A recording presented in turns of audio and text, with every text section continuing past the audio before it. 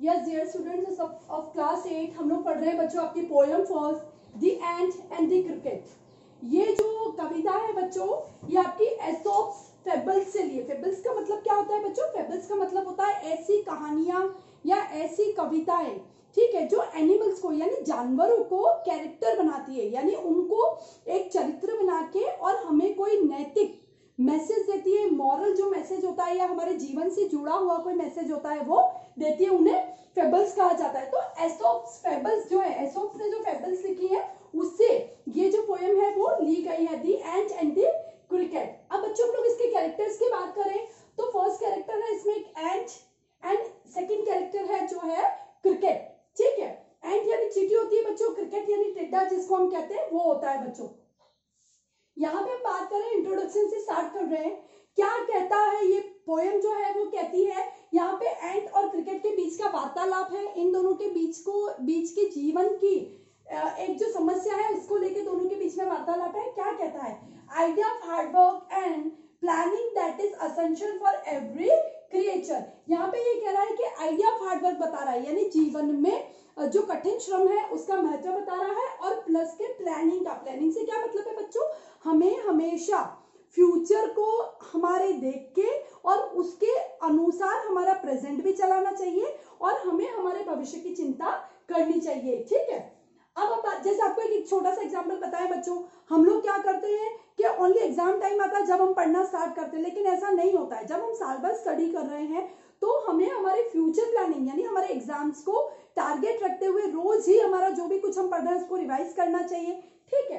तो यहाँ पे इंट्रोडक्शन में क्या कह रहा है ये? आइडिया ऑफ हार्ड वर्क यानी कठिन श्रम जो है उस मेहनत का, उसका इंपॉर्टेंस बता रहा है, प्लानिंग के बारे में बता रहा है। यदि हम बात करें इस पोएम के सार की, कंक्लूजन की यदि हम बात करें तो ये कहना चाहती है कि there are some two leg crickets. यहाँ पे टू लेग क्रिकेट्स का मतलब होता है बच्चों ह्यूमन बींग से लिया गया है।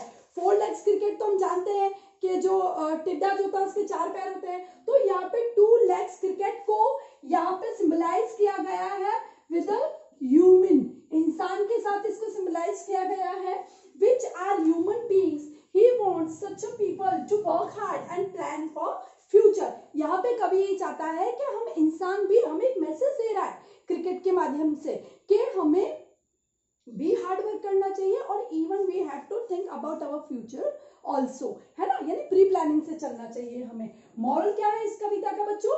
Work hard today get benefits tomorrow. आज यदि हम मेहनत करेंगे तो हमें उसका प्रतिफल जो है या हमें इसका जो फ्रूट है, स्वीट फ्रूट जो है वो हमें फ्यूचर में डेफिनेटली मिलेगा।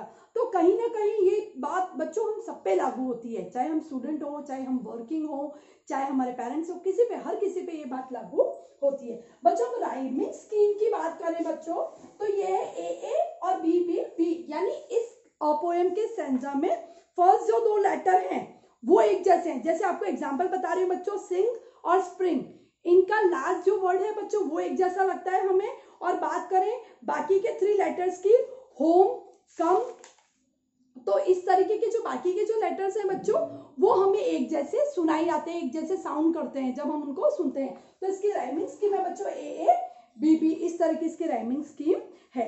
हम लोग स्टार्ट करते हैं बच्चों with the first paragraph of the poem. बहुत अच्छी इंटरेस्टिंग पोएम है। स्टार्ट करते हैं हम लोग first para, first stanza. A silly young cricket, accustomed to sing। यहाँ पे सिली का मतलब होता है बच्चों फुलिश, मूर्ख, यानी इस कविता में क्रिकेट को यानी टिड्डे को मूर्ख बताया गया। अकस्टम्ड का मतलब होता है बच्चों जो किसी चीज का हैबिचुअल हो जाता है, जो किसी चीज का आदी हो जाता है। जैसे किसी को न्यूज़पेपर की पढ़ने की आदत होती है, किसी को वॉक की आदत होती है, किसी को बहुत ज्यादा बातें करने की आदत होती है, तो ये होता है अकस्टम्ड, हैबिटेड टू सिंग, ठीक है। तो जो क्रिकेट जो था, जो टिड्डा जो था वो गाना गाने की, सिंग यानी गाने की आदत का आदी था। Through the warm sunny months of gay summer and spring, कहां से लेके कहां तक? Through the warm sunny months यानी ऐसे महीने जो गर्मी के थे, ठीक है, months of gay summer and spring, और जो आनंददायक जो गर्मियां जो थी वो, और प्लस के आनंददायक, गे का मतलब होता है जो आनंद प्रदान करता है, ऐसा हैप्पीनेस प्रदान करता है, खुशियां प्रदान करता है। स्प्रिंग यहाँ पे बसंत ऋतु की बात भी की गई है। Begin to complain when he found that at home, फिर उसने क्रिकेट ने टिड्डे ने कंप्लेन करना स्टार्ट किया। कंप्लेन करना मतलब, कंप्लेन करने का क्या मतलब होता है बच्चों? कंप्लेन करने का मतलब होता है शिकायतें करना।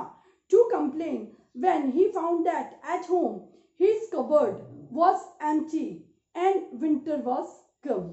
क्या उसने कंप्लेन की? जब उसने देखा, फाउंड यानी उसने ये पाया कि उसके एट होम यानी उसके घर पे हिज कबर्ड, कबर्ड का मतलब यहाँ पे है बच्चों कि ऐसी जगह जहाँ पे फूड स्टोर किया जाता है, ठीक है, ऐसी जगह, वॉज एम्प्टी, वो खाली था, एंड विंटर वॉज कम, और क्या आ चुकी थी बच्चों? सर्दियां थी। तो पहले सेंटेंस से हम ये समझते हैं बच्चों, एक मूर्ख टिड्डा जो है उसकी कहानी है, जो गाने की आदत से जो जिसको रोज गाना गाने की आदत थी, वो पूरे वार्म सनी डे यानी पूरी गर्मियां और पूरा जब तक स्प्रिंग ऋतु यानी बसंत ऋतु जब तक नहीं आई तब तक वो गाने गाने की आदत में रहा और अपने आराम से अपना जीवन बिता रहा था। लेकिन उसने कंप्लेन करना कब स्टार्ट किया?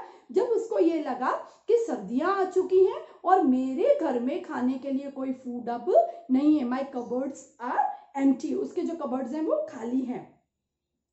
क्यों करते हैं बच्चों जानवर? जो इस तरीके के जो जानवर होते हैं बच्चों, सर्दियों के मौसम में वो हाइबरनेशन में चले जाते हैं।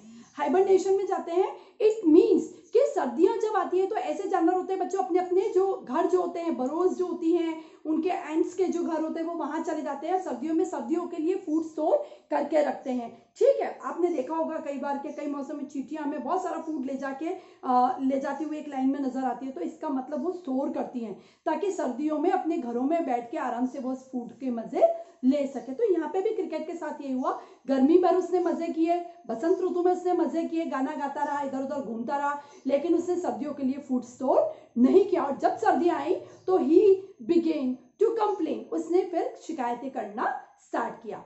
I hope बच्चों you all understand this first paragraph very well. We will continue with the second paragraph in a second club. Thank you very much.